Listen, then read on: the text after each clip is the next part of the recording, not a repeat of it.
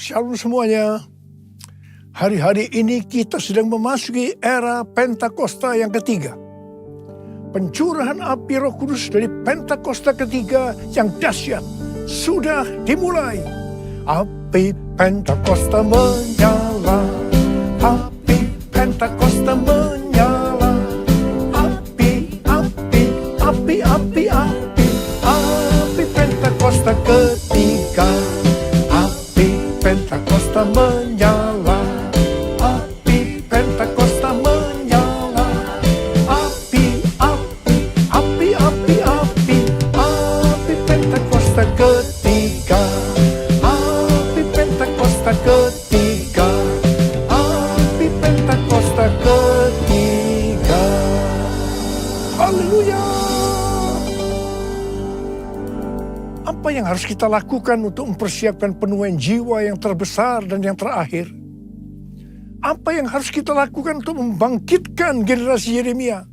Yaitu generasi anak-anak muda yang dipenuhi dengan Roh Kudus, cinta mati-matian kepada Tuhan Yesus, tidak kompromi terhadap dosa, dan akan bergerak untuk memenangkan jiwa. Apa yang harus kita lakukan untuk menyelesaikan amanat agung?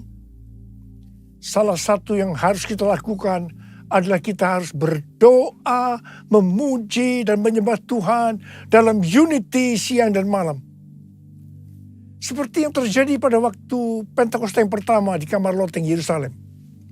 Maka sebelum Roh Kudus dicurahkan, mereka semua bertekun dengan sehati dalam doa bersama-sama. Artinya, mereka berdoa, memuji dan menyembah Tuhan dalam unity siang dan malam. Ini adalah prinsip restorasi Pondok Daud. Ini adalah prinsip menara doa. Selama 10 hari mereka melakukan itu.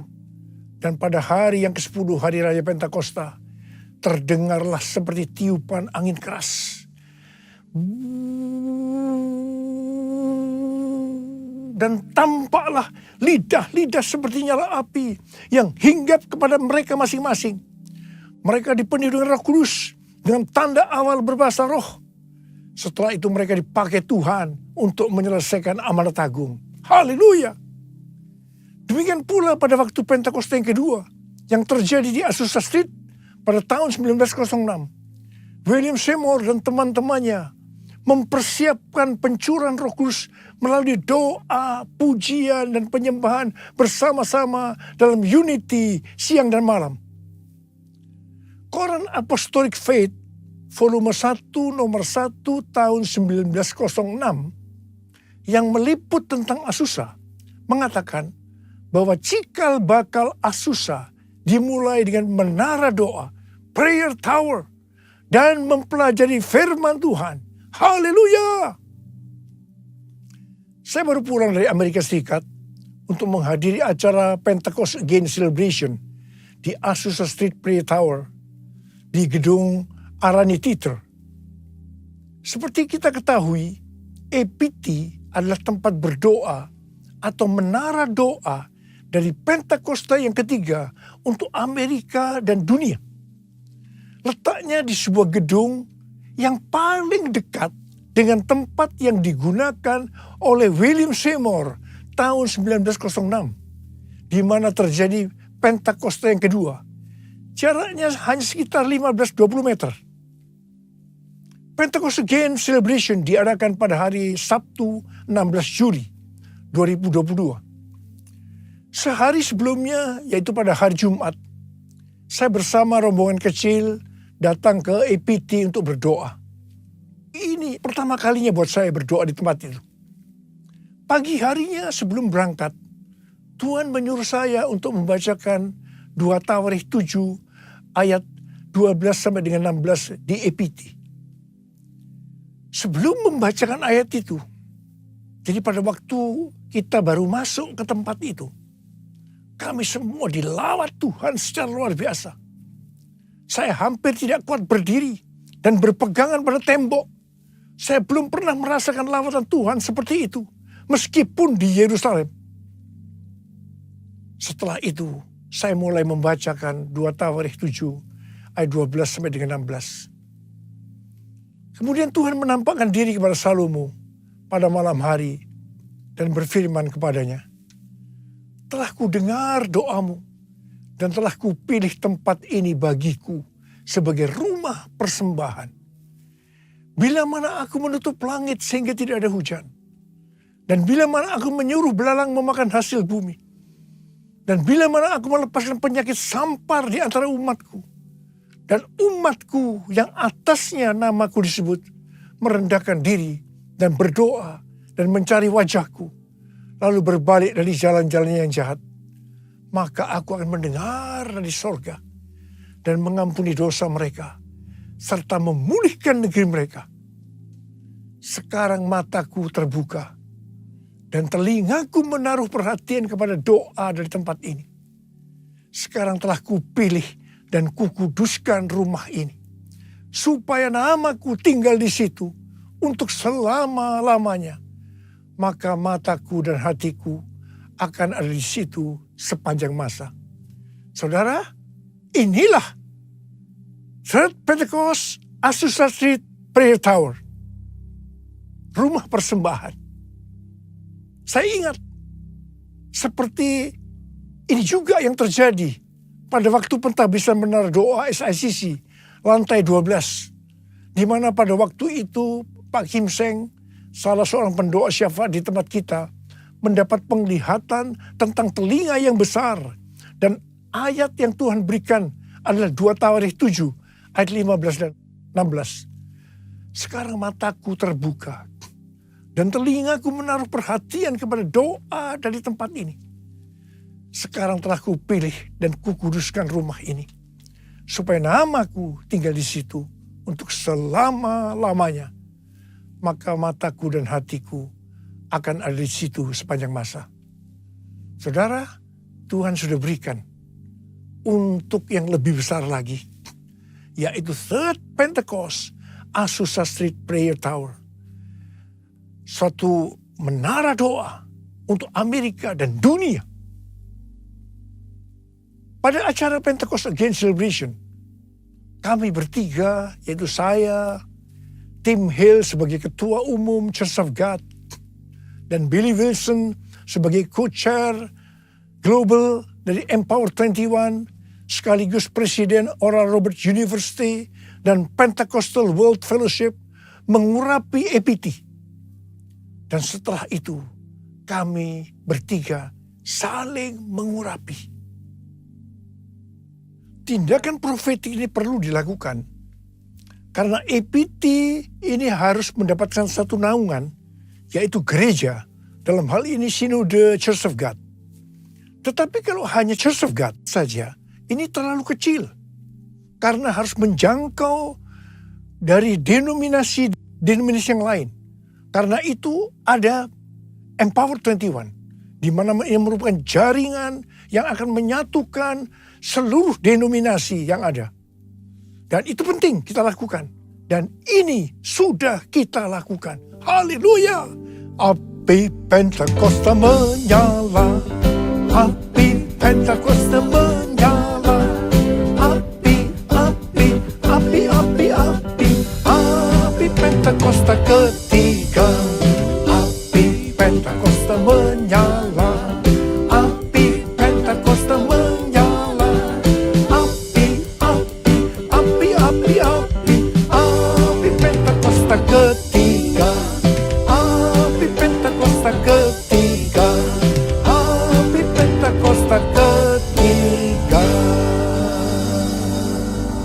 Haleluya!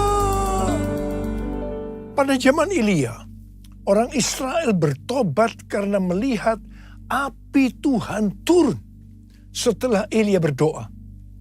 Sebelum berdoa, ada 3 hal yang dilakukan oleh Elia.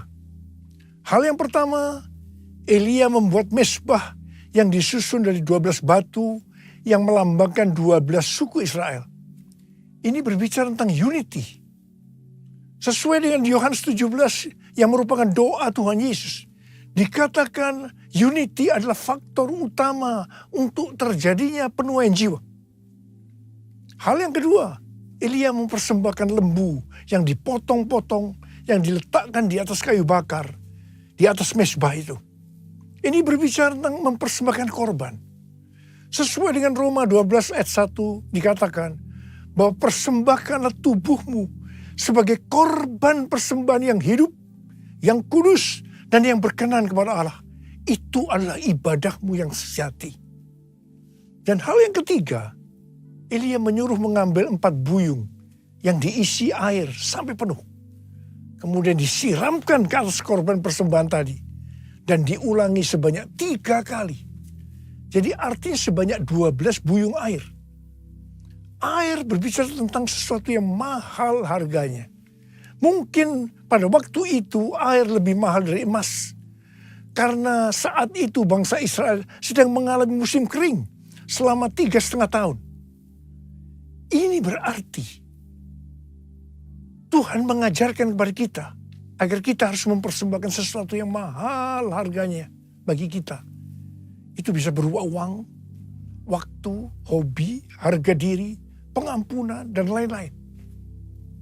Setelah melakukan 3 hal tadi, Elia berdoa dan berkata kepada Tuhan, "Ya Tuhan, Allah Abraham, Ishak, dan Israel, pada hari ini biarlah diketahui orang bahwa Engkaulah Allah di tengah-tengah Israel, dan bahwa aku ini adalah hamba-Mu, dan bahwa atas firman-Mu lah aku melakukan segala perkara ini.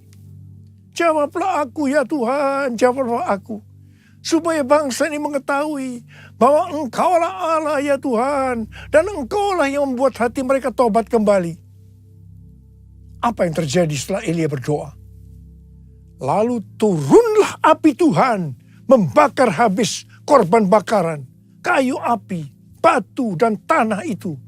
Bahkan air yang dalam parit habis dijilatnya. Setelah seluruh rakyat melihat itu, sujudlah mereka serta berkata, "Tuhan dialah Allah, Tuhan dialah Allah." Jadi kalau kita mau melihat api Roh Kudus dari Pentakosta ketiga yang dahsyat dicurahkan, maka kita harus berdoa seperti Elia berdoa. Di mana kita harus berdoa dengan unity.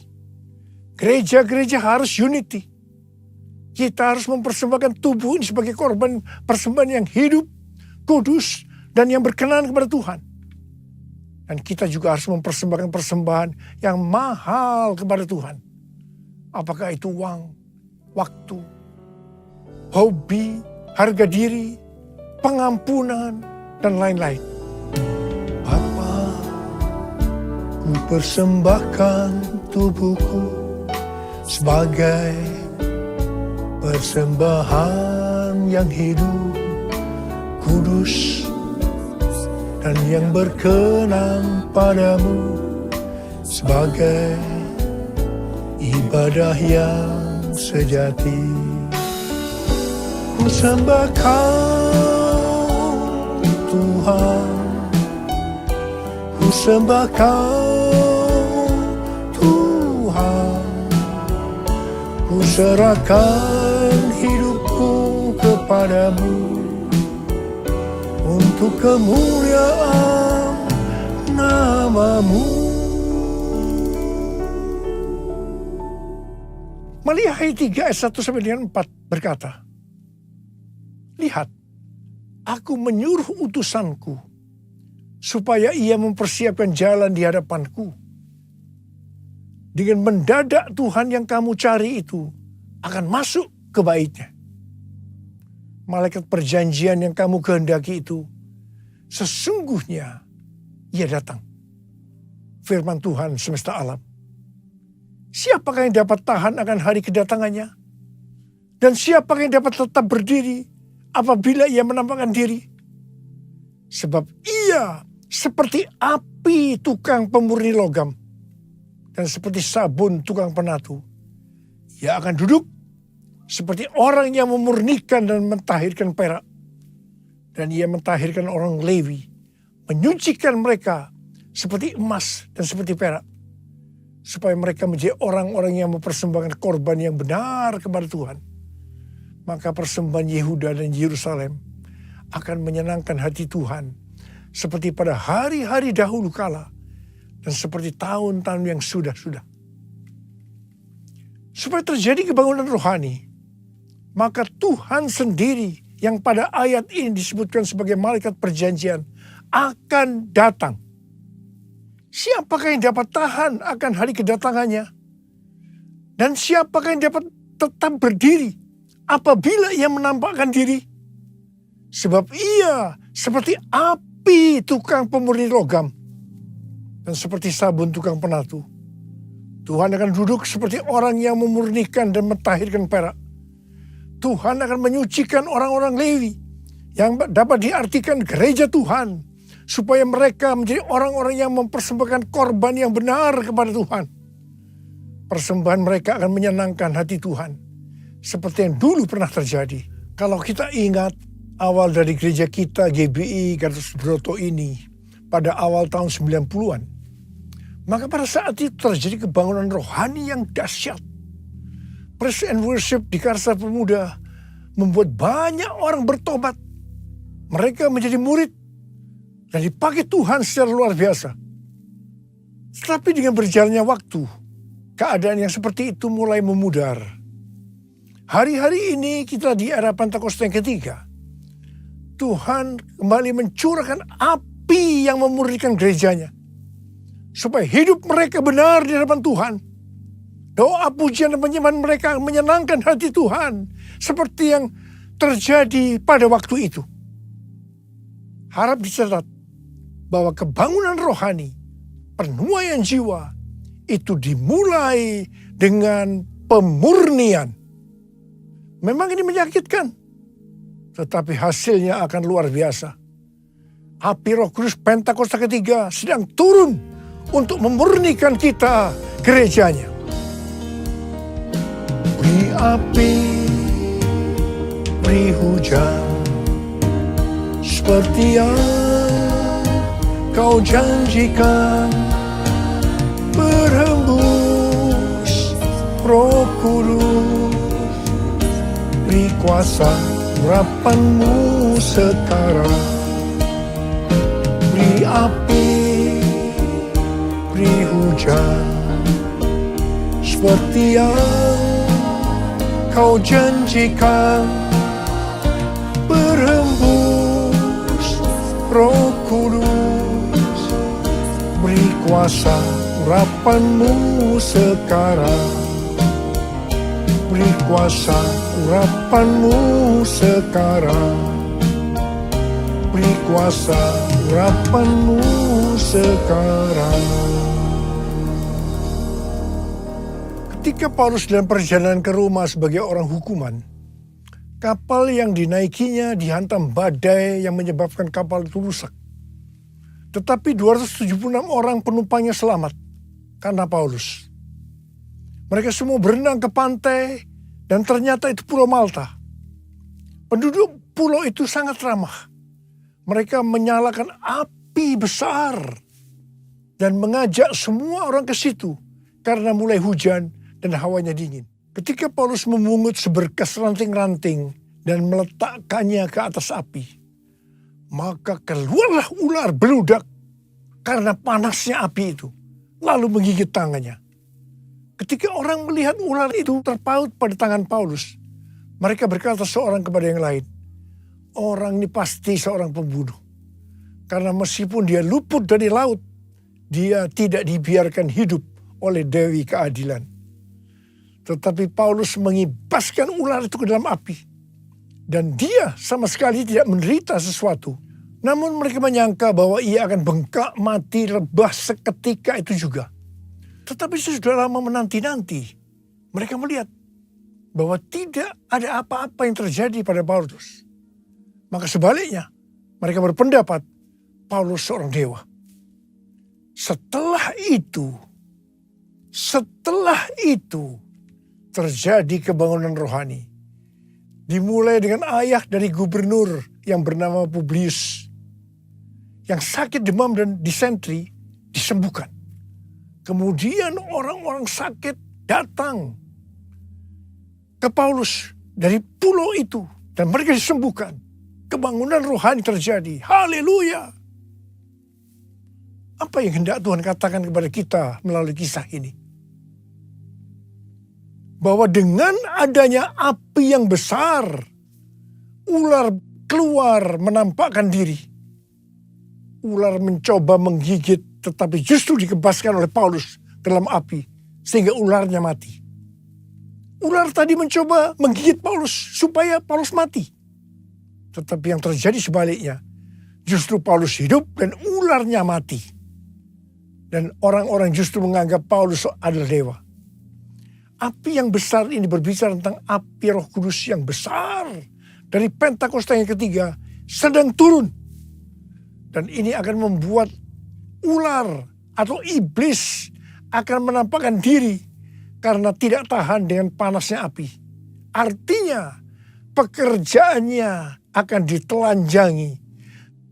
Iblis masih mencoba untuk menggigit atau merusak pekerjaan Tuhan. Tetapi tidak akan berhasil selama gereja Tuhan berkarakter seperti Tuhan Yesus. Bahkan pekerjaan iblis yang merusak akan dihancurkan. Haleluya. Selama ini mungkin kita bertanya-tanya, apa sebenarnya menghambat perkembangan dari pekerjaan Tuhan? Tetapi setelah api Roh Kudus yang besar dari Pentakosta ketiga sedang turun, semuanya akan menjadi jelas. Pekerjaan iblis akan ditelanjangi dan kita akan tahu dengan jelas apa sebenarnya penyebab dari penghambat pekerjaan Tuhan selama ini. Selain hal-hal di atas, Tuhan juga mengingatkan kita untuk melakukan seperti yang dituliskan oleh Daud dalam Mazmur 18 ayat 21 sampai dengan 27. Tuhan memperlakukan aku sesuai dengan kebenaranku. Ia membalas kepadaku sesuai dengan kesucian tanganku. Sebab aku tetap mengikuti jalan Tuhan. Dan tidak berlaku fasik terhadap arahku. Sebab segala hukumnya ku perhatikan. Dan ketetapannya tidaklah kujauhkan daripadaku. Aku berlaku tidak bercela di hadapannya. Dan menjaga diri terhadap kesalahan. Karena itu Tuhan membalas kepadaku sesuai dengan kebenaranku. Sesuai dengan kesucian tanganku di depan matanya. Terhadap orang yang setia, engkau berlaku setia. Terhadap orang yang tidak bercela, engkau berlaku tidak bercela.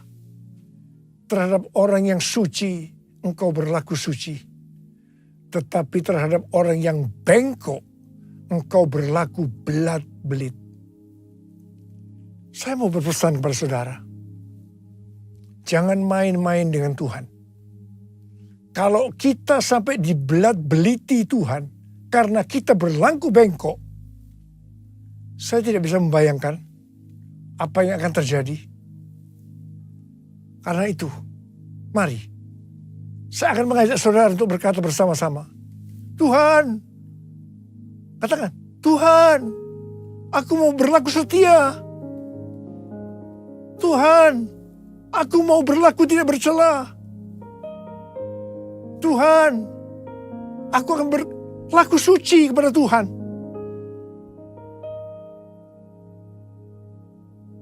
Ingat, Tuhan Yesus datang segera. Maranatha.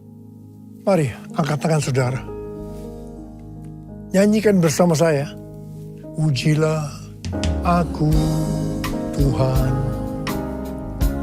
cobalah aku Tuhan, selidiki batinku dan hatiku, mataku tertuju padamu.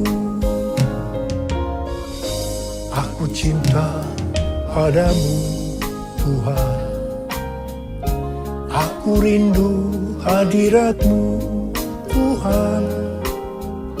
Aku ingin selalu dekat padamu, menikmati kehadiran-Mu. Ku nyanyi Hosana bagi Rajaku yang duduk di tahta. Aku muliakan dan ku agungkan, Kaulah disembah.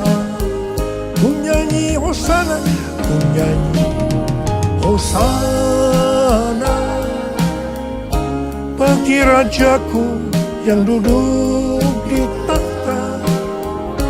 Aku muliakan dan ku agungkan, Kau layak disembah, Kau layak disembah, Kau layak disembah.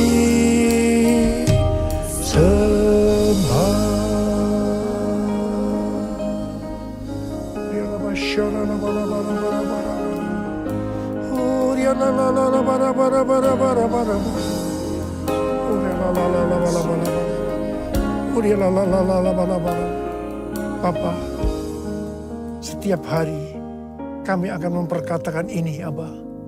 Kami akan berkata kepadamu, ujilah aku Tuhan. Ujilah aku Tuhan, apakah aku berjalan sesuai dengan kehendak-Mu, rencana-Mu dalam hidup ini. Apakah hidupku tetap suci, kudus di hadapan-Mu. Kami semua akan berkata, ujilah aku Tuhan, ujilah aku. Bapa, hamba berdoa buat anak-anak-Mu yang akan melakukan semua ini. Berkati mereka. Berkati mereka ya Tuhan. Bapa, terima kasih. Berkati anak-anak-Mu semua. Berkati. Hamba berdoa, pakai kami semua. Pakai kami Tuhan sebagai alat-Mu untuk menyelesaikan amanat agung. Dalam nama Yesus. Dalam nama Yesus kami berdoa. Amin. Mari saudara-saudara, kita akan masuk ke dalam perjamuan kudus. Kita akan mengingat ayat ini. Sebab setiap kali kamu makan roti ini dan minum cawan ini, kamu memberitakan kematian Tuhan sampai Ia datang. Perjamuan kudus adalah perjamuan Tuhan sendiri. Setiap kali kita masuk dalam perjamuan kudus, Tuhan Yesus selalu berkata, biarlah ini menjadi peringatan akan daku. Karena itu mari, arahkan hati, pikiran kita kepada kebaikan Tuhan. Mari, tundukkan kepala. Tuhan, siapakah kami sebelum kami mengenal Engkau? Kami semua orang berdosa. Upah dosa adalah maut, mati. Tapi Engkau yang tidak berdosa telah dijadikan dosa oleh karena kami. Engkau harus turun dari surga mulia, mati ganti kami dengan penderitaan yang luar biasa. Sungguh kalau kami pikir Tuhan betapa baiknya Engkau itu. Engkau jadikan kami sebagai anak-anak-Mu. Engkau yang tuntun, Engkau berkati, Engkau lindungi. Tuhan, Engkau tegur juga kami kalau salah. Engkau hajar kami. Itu Engkau ya Abba. Itu Engkau. Tuhan akan memberkati kita semua melalui perjamuan kudus. Tapi Tuhan mau kita makan dan minum dengan cara yang benar. Karena itu masing-masing sekarang berdoa. Lihat keadaan diri masing-masing. Jangan menyimpan dosa. Kalau ada dosa yang kau lakukan saat ini, Tuhan ingatkan itu. Minta ampun. Minta ampun. Ampuni saya Tuhan, ampuni. Ampuni saya Tuhan, ampuni. Apa? Kau lihat anak-anak-Mu sedang berdoa minta ampun pada Tuhan. Layakkan kami masuk dalam perjamuan kudus ya Tuhan. Layakkan kami. Kami akan masuk dalam perjamuan kudus dengan hati yang penuh ucapan syukur. Dalam nama Yesus kami berdoa. Amin. Mari. Angkat roti di tangan kanan kita tinggi-tinggi. Sebab apa yang telah kuteruskan kepadamu telah aku terima dari Tuhan. Yaitu bahwa Tuhan Yesus pada malam waktu Ia diserahkan mengambil roti. Dan sesudah itu mengucap syukur atasnya. Dia memecah-mecahkannya dan berkata, inilah tubuhku yang diserahkan bagi kamu. Perbuatlah ini menjadi peringatan akan aku. Soalnya dikasih Tuhan, bukankah roti yang kita pecah-pecahkan ini adalah persekutuan kita dengan tubuh Kristus. Mari kita makan dalam nama Yesus.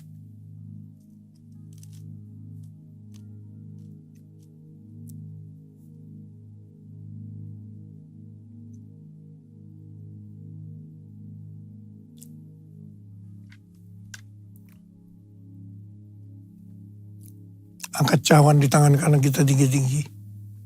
Demikian juga yang mengambil cawan sesudah makan lalu berkata, cawan ini adalah perjanjian baru yang dimeterkan oleh darahku. Perbuatlah ini setiap kali kamu meminumnya, menjadi peringatan akan aku. Sudah dikasih Tuhan. Bukan kecaman pengucapan syukur, yang atasnya kita ucapkan syukur adalah persekutuan kita dengan darah Yesus. Mari kita minum dalam nama Yesus.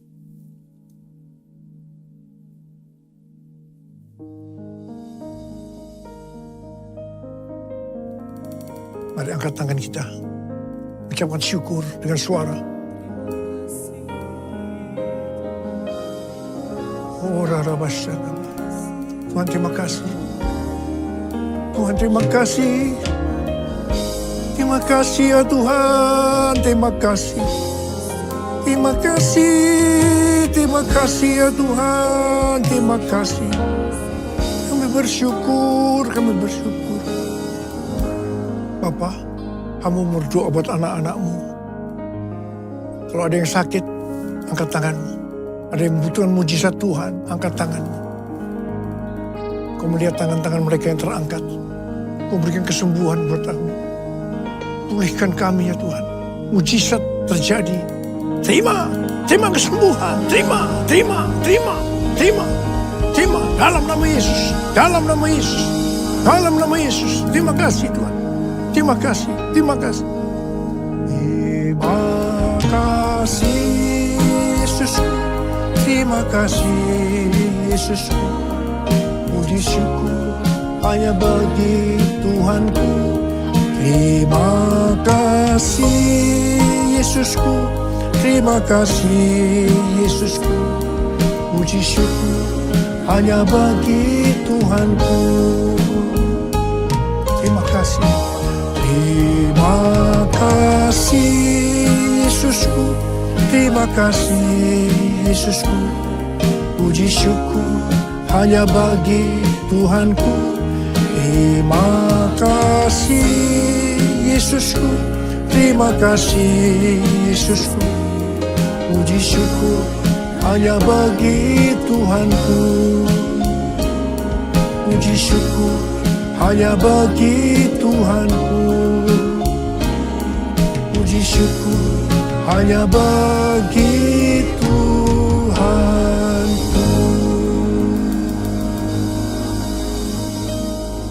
Angkat tangan saudara, terimalah berkat Tuhan. Kasih karunia yang berlimpah-limpah daripada Allah Bapa dalam Anak yang tunggal Yesus Kristus. Persekutuan yang manis dengan Roh Kudus menyertai saudara sekalian mulai hari ini. Sampai Tuhan Yesus datang menjemput kita di awan-awan. Dan bahkan sampai selama-lamanya. Yang percaya bersama-sama katakan, Amin.